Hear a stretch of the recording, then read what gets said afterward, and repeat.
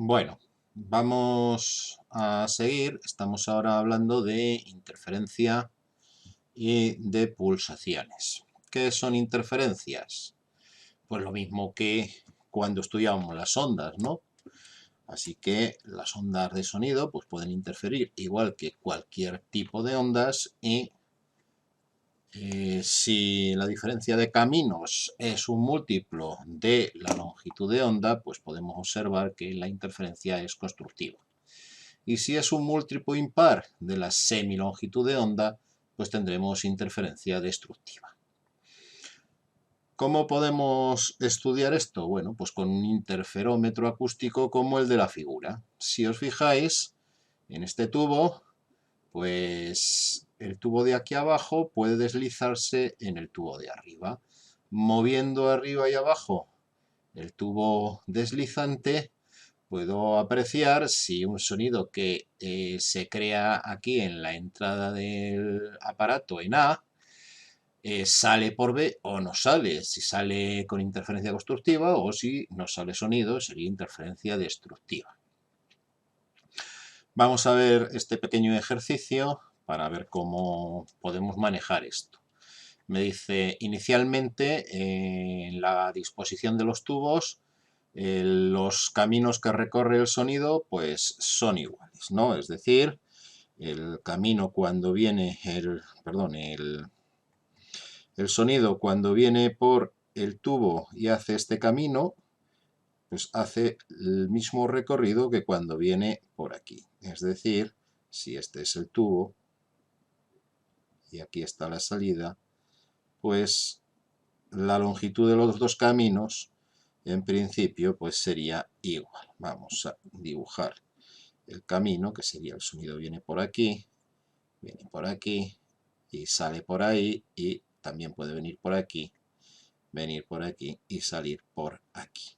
Y cuando llega aquí al punto de salida es donde vemos cómo interfiere, si ahí la interferencia es constructiva o destructiva.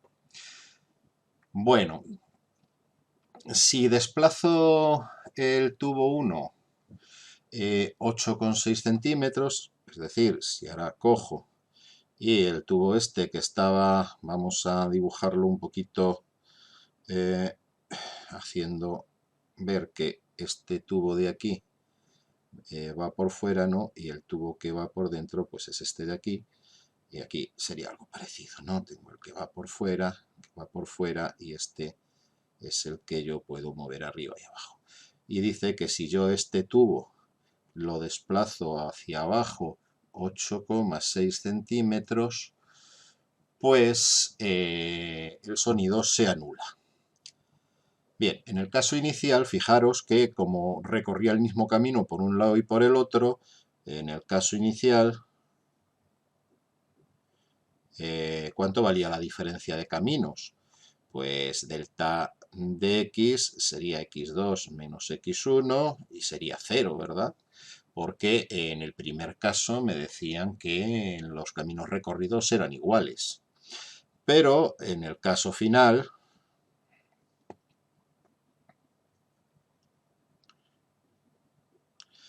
lo que tendré es que la diferencia de caminos pues ya no va a ser 0. ¿Cuánto va a ser ahora? Pues si hemos desplazado el tubo 8,6 centímetros hacia abajo, pues recorreré 8,6 centímetros más por aquí, pero también recorreré 8,6 centímetros más por el otro lado. Es decir, que ahora x2 es 2 veces 8,6 centímetros más largo que x1. Es decir, el delta de x ahora pues será 2 por 8,6. ¿Qué es 2 por 8? 16, pues 17,2 centímetros. Esa es la diferencia de caminos ahora. Y aquí había interferencia constructiva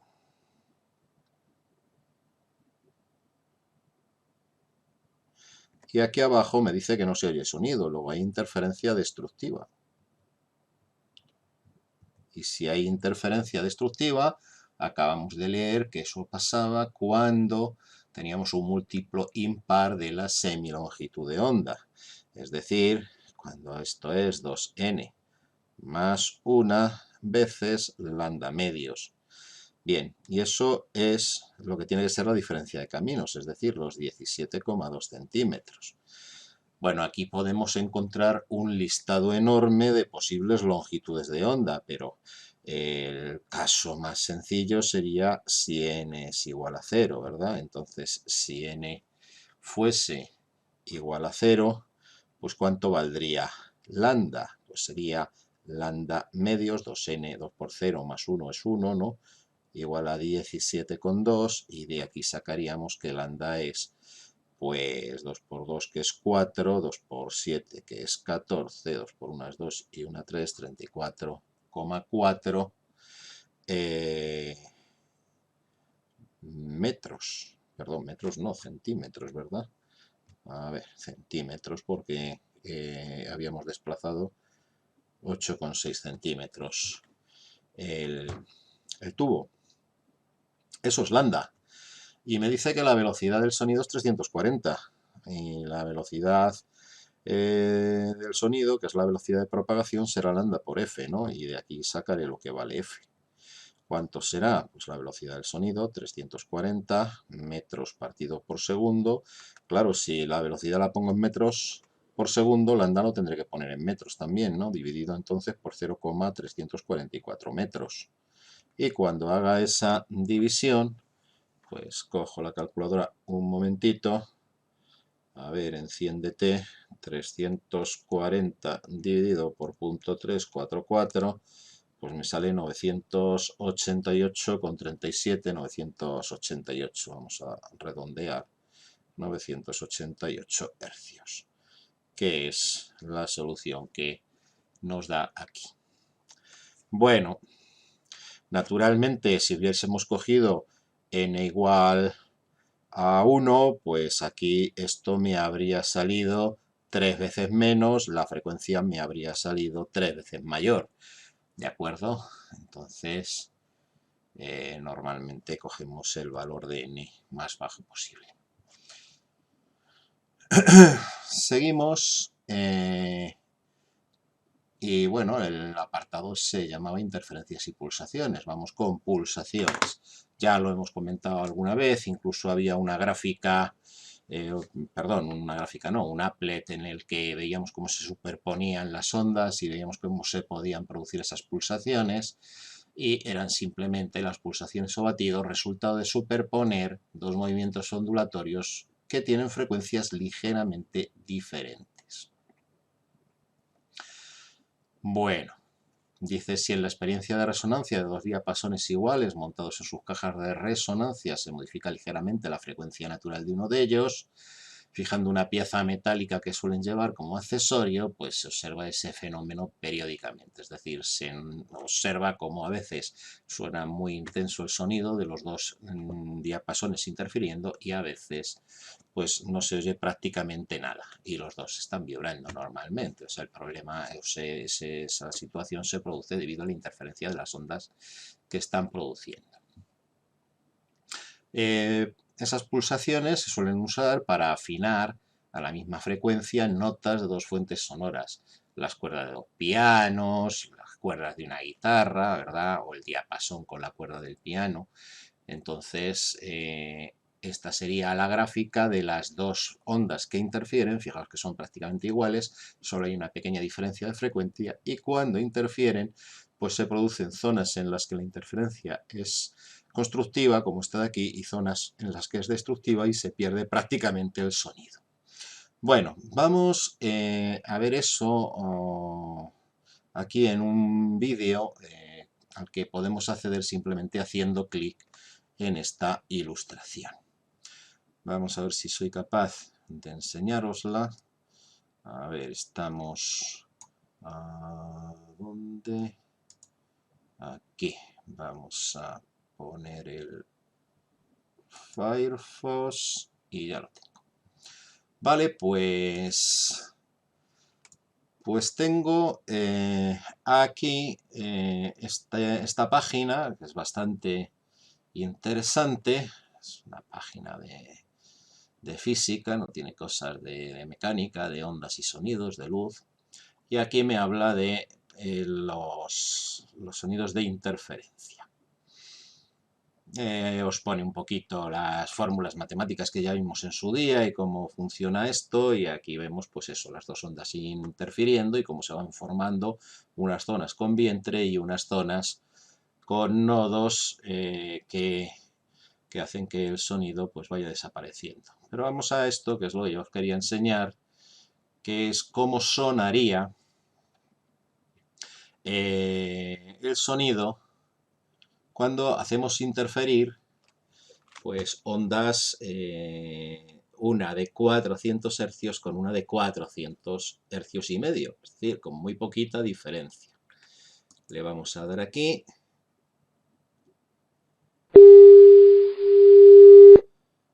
No sé si lo habéis notado, pero se percibía un aumento y un descenso del sonido. La repetimos. Bien. Vamos a ir oyendo todas. Veréis que en algunos casos pues eso se produce más marcadamente. Aquí lo veis. Me voy a callar porque no lo habéis oído, claro. Bien, vamos al siguiente.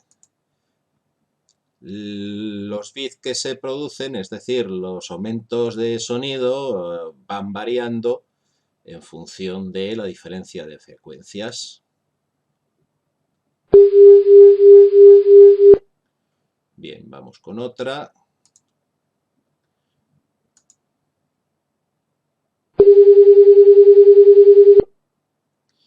Bien, entonces, pues vamos viendo eso, que diferencias no muy grandes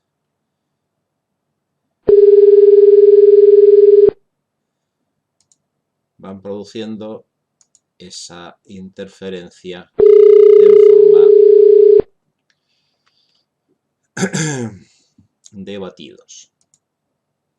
Uno más y lo dejamos. Como tenéis el enlace, podéis luego jugar con ello como queráis. Bien, aquí tenéis un poquito las formas de las interferencias. Vais viendo cómo va aumentando y disminuyendo el sonido. Y bueno, pues tenéis distintos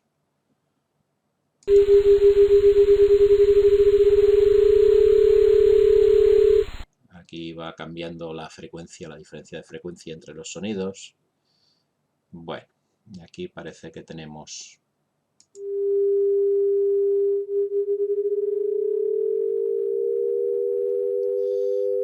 otra vez el fenómeno de los batidos.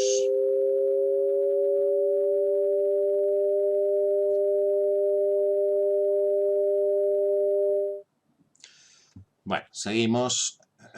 El siguiente apartado, el 3.9, me habla de las cualidades del sonido, del tono y del timbre.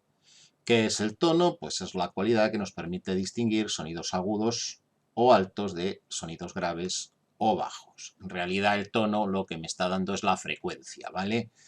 Entonces un sonido es grave si su frecuencia es muy pequeña y es agudo si su frecuencia es elevada. No hay más. El tono está relacionado con la frecuencia del sonido. Por otro lado está el timbre. El timbre o calidad musical permite distinguir una nota musical, es decir, una frecuencia o tono, producida por instrumentos distintos. ¿Por qué se producen esas diferencias entre los instrumentos? Pues porque en función del instrumento van a aparecer más o menos armónicos y cómo van a interferir esos armónicos entre sí son los que nos dan el timbre, ¿verdad? Así que hay instrumentos en los que aparecen muchos armónicos y otros en los que aparecen pocos. Y en unos a lo mejor se incrementan el armónico 1 y el 3 y en otros se incrementa el 1 y el 2. Entonces, en función de cómo se produce eso en el instrumento, pues podemos obtener distintos timbres. Normalmente los sonidos que tienen muchos armónicos suelen resultar agradables al oído. Y el ruido sería una mezcla de muchas frecuencias que no tienen ninguna relación entre sí. Así que mezcla de sonidos, mezcla de frecuencias que están en esas relaciones que estudiábamos cuando estudiábamos las ondas que había entre los armónicos, pues una frecuencia, el doble, el triple, el cuádruple, etcétera, etcétera, ¿no? O 1, 3, 5 veces la frecuencia, pues suele resultar agradable, y cuando no hay ninguna relación sencilla, pues suele parecer aquello una cacofonía.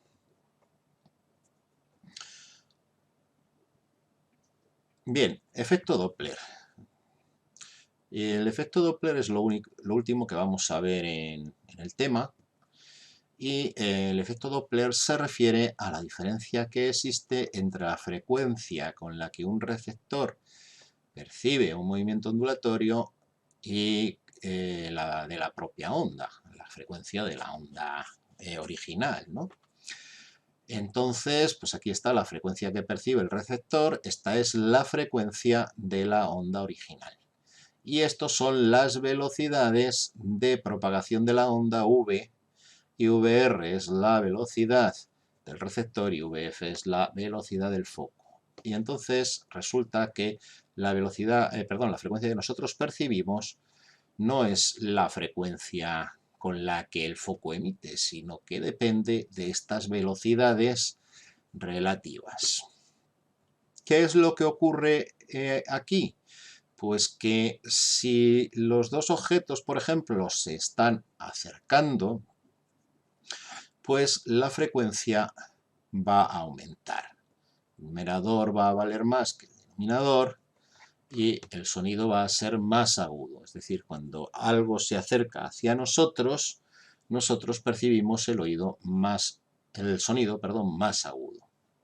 Si en vez de hablar de sonido hablamos de luz, lo que percibiríamos es una luz más azulada, es decir, con mayor frecuencia. Si los objetos se están alejando, pues pasa justamente lo contrario. El sonido lo percibimos más grave, es decir, observamos una disminución de la frecuencia. Y si hablamos de luz, pues la luz la percibiríamos más roja. Ahora hablamos del caso del sonido, ya que este tema va de sonido, pero esto es importante, por ejemplo, en astronomía.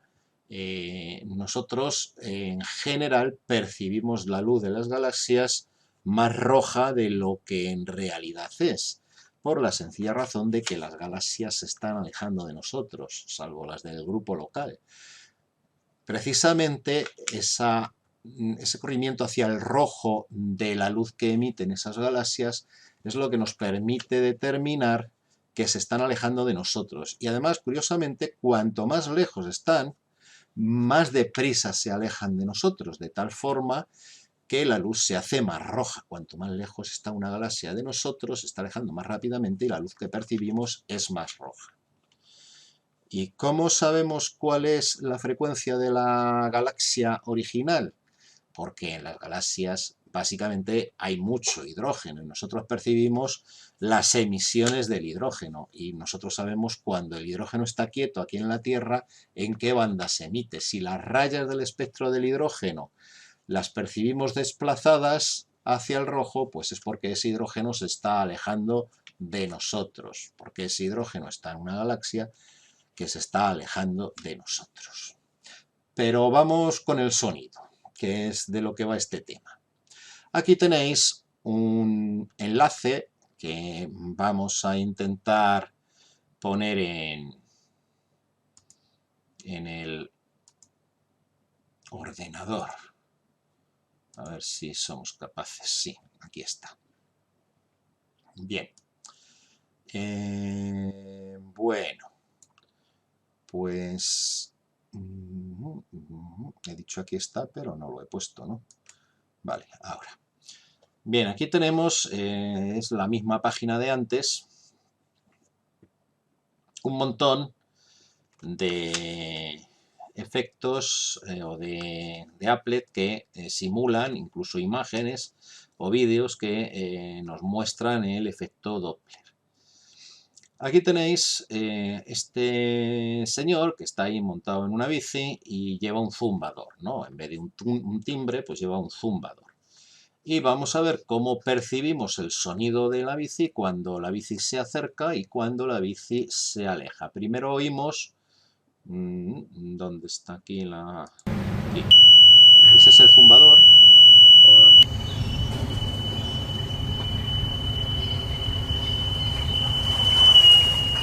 ¿Habéis notado?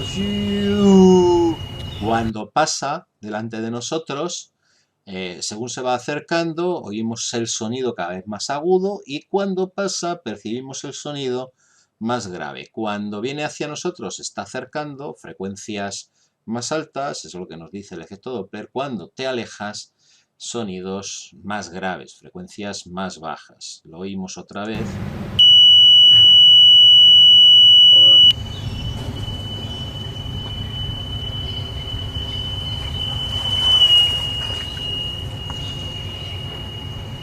Supongo que si habéis visto alguna carrera de Fórmula 1, aunque haya sido en la tele, habréis notado que cuando el coche viene hacia vosotros, el sonido del motor es mucho más agudo que cuando el coche te ha pasado ya y se va alejando.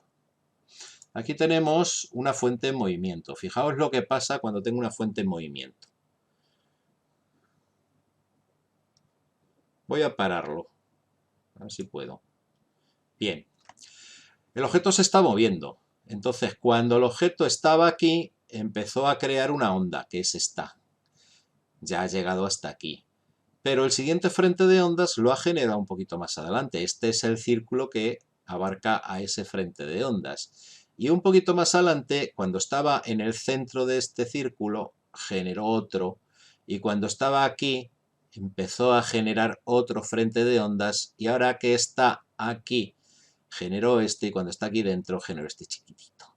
De tal forma que como los distintos frentes de ondas se van creando cada vez más adelante, pues da la sensación de que los frentes de onda hacia atrás están más alejados y al revés, hacia adelante están más juntos. Al estar más juntos, yo percibo el sonido aquí delante cuando el objeto se está acercando hacia aquí con una frecuencia mayor y al revés, el sonido hacia atrás lo voy percibiendo con una frecuencia menor.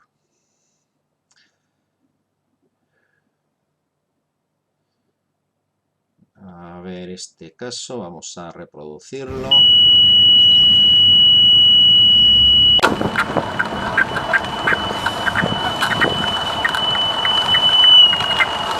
Bien, ahora lo que hemos visto es que el zumbador está quieto y es el señor de la bici el que lleva el micrófono y el ruido que oímos nosotros es lo que oye el de la bici.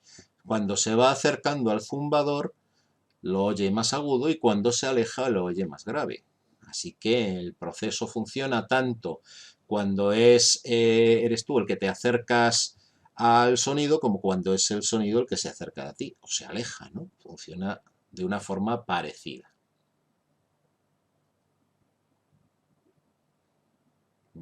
A ver, aquí tenemos un señor con una moto.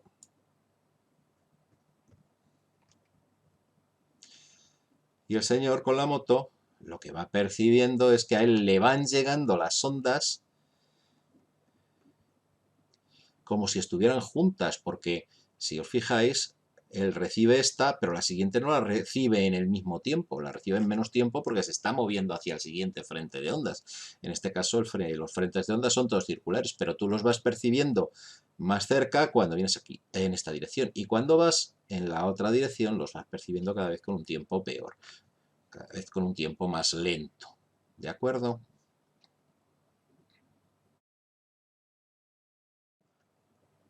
Bueno, vamos a ver ahora lo que pasa cuando un avión supersónico traspasa la barrera del sonido. Aquí tenéis una imagen que haciendo clic en uno de estos enlaces pues os lleva a esta página, ¿verdad? Y aquí nos dice que, bueno, que cuando atravesamos, cuando superamos la barrera del sonido, pues algunas veces se forman estos conos de niebla justo en la parte trasera de los aparatos, ¿verdad?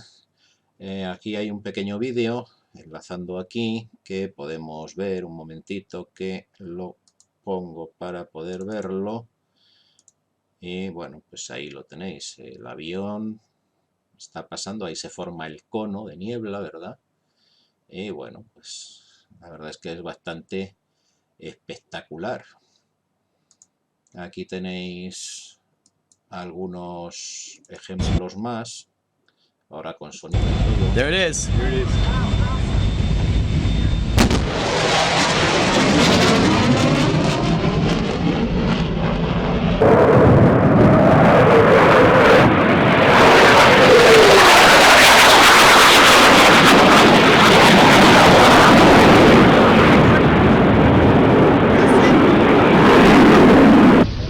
Oh, damn.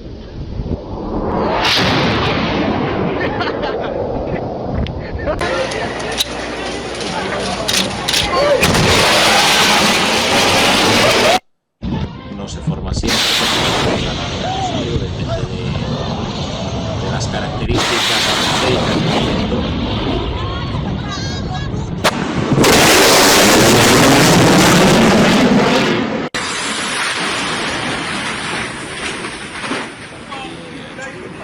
Weh. Dia nak salute mana? Dia ingin deh.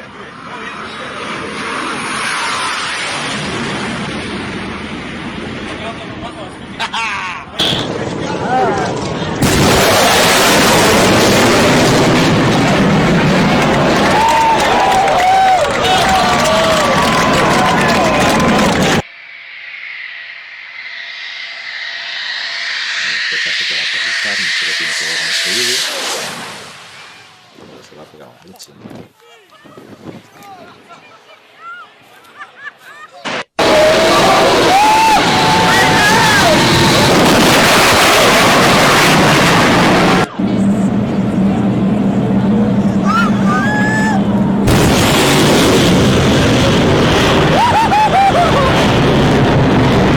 Ladies and gentlemen, F-14.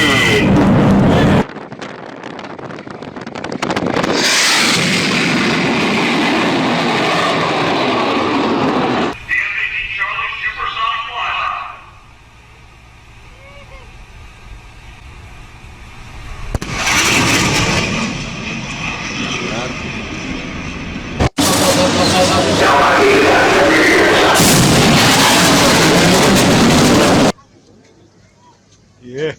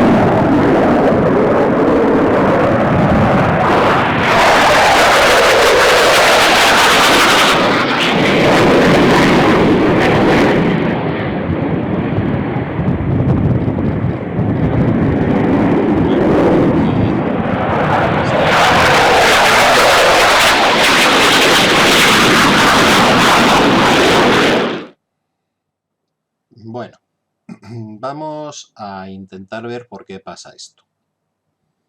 Aquí tenemos un applet. Mirad, supongamos que tengo una fuente que emite a 800 Hz y un observador, y que los dos están quietos, ¿no? ¿Qué pasa cuando yo empiezo a hacer vibrar la fuente? Bueno, pues veo que las ondas, da igual hacia dónde mire, son ondas concéntricas, la distancia entre los frentes de onda pues siempre es la misma. Voy a ir aumentando la velocidad poco a poco. Vamos a poner pues 50 metros por segundo, por ejemplo. 50 metros por segundo, que son pues cerca de 200 kilómetros por hora, ¿vale? O sea que es una velocidad bastante alta. Le damos a empezar y bueno, pues, casi siguen pareciendo concéntricas. Parece que se acercan un poquito por el lado de la derecha, es decir, en la dirección en la que se está produciendo el movimiento, pero no mucho, ¿no? Vamos a poner más velocidad. Vamos a poner ya 125, por ejemplo. A ver si soy capaz. 125. Empezamos y ya sí que se nota que las ondas por delante se van acercando, los frentes de onda más que las ondas, los frentes de onda se van acercando mucho por delante y hacia atrás se van separando bastante. Vamos a darle una vuelta de tuerca a esto, vamos a subir hasta 225, por ejemplo. Fijaos que los frentes de onda ahora están muy juntos por delante y bastante separados por detrás. Vamos a acercarnos mucho a la velocidad del sonido. Vamos a ver, ahí dice que en este caso estamos suponiendo que la velocidad del sonido es 343, vamos a poner 325, por ejemplo. Le damos a empezar y fijaos que los frentes de onda están casi pegaditos por delante. No llegan a estar juntos del todo, pero están muy cercanos. ¿Qué ocurre con la energía sonora que va emitiendo el avión? Pues hacia atrás se va esparciendo, pero hacia adelante se va comprimiendo. Es decir, la energía que soltó aquí, la que soltó aquí, la que soltó aquí, la que soltó aquí, la que soltó aquí, pues están todas ahí en ese frente de onda, están ahí en esa parte delantera, formando una especie de barrera de energía. Vamos a superar o vamos a acercarnos hasta la velocidad del sonido. Ahora, en vez de tener por delante muchos frentes de onda muy pegados, va a parecer que solo tengo uno. ¿Os dais cuenta? Ahí confluyen todos los frentes de onda, en ese punto, justo donde está la fuente. Ahí está toda la energía sonora que ha ido emitiendo en el tiempo anterior a llegar a esta velocidad. Una vez que atraviesa esa barrera se produce el estampido sónico, pero no solo eso, sino que además todo ese sonido acumulado ahí pues ocasiona un incremento de presión considerable. Si pongo aquí una velocidad mucho más alta, voy a poner el máximo de la que me permite el simulador, no el máximo, la velocidad máxima es bastante mayor. Fijaos aquí, ¿veis ese cono que se está formando? Ese es el cono que se forma en la imagen que tenemos aquí en chiquitito, ¿verdad? Es un cono de presión. Ahí se produce una compresión muy fuerte del aire que hay en esta zona y en esa compresión podemos llegar a condensar el vapor de agua que pueda haber en la atmósfera. Naturalmente, si no hay vapor de agua, si la atmósfera está muy seca, pues no se va a producir este tipo de fenómenos. Hacen falta condiciones meteorológicas especiales para que se aprecien esos conos de condensación. Fijaos el cono, qué bien se ve ahí, la rayita por aquí y tenemos un cono. Si la velocidad es menor, estamos solo un poquito por encima de la velocidad del sonido, pues el cono es más abierto, ¿verdad? Bueno, pues espero que os haya parecido interesante el estudio de estos fenómenos y nada, pues aquí termina el tema y solo nos queda pues empezar a hacer los ejercicios de la hoja que os puse junto con los apuntes, ¿no? Ya os diré algo en la página web. Bueno, pues venga, hasta luego.